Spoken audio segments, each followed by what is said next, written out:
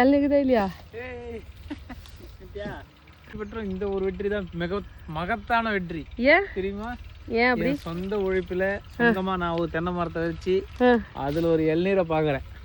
சரியா? நீ வச்ச மரமா இது? எஸ், இது எல்லாமே நான் வச்ச மரம் தான். ஒரு 10 செடி வச்சேன், கடைசியா 3 செடி தான் தப்பிச்சு. மிச்சம் இருந்த 7க்கு என்னாச்சு? 7 போயிடுச்சு.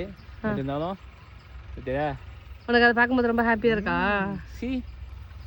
இங்கெல்லாம் ஒளிஞ்சிருக்காம போயிருவேன். அதெல்லாம் அப்படியே எடுத்து வச்சுக்க. செவ்வெளநீ. செவ்வெளநீ அது எவ்வளவு டேஸ்டா இருக்கும் தெரியுமா தண்ணி? ஆமா. அதெல்லாம் டைம் வருதுல அந்த மரத்துல.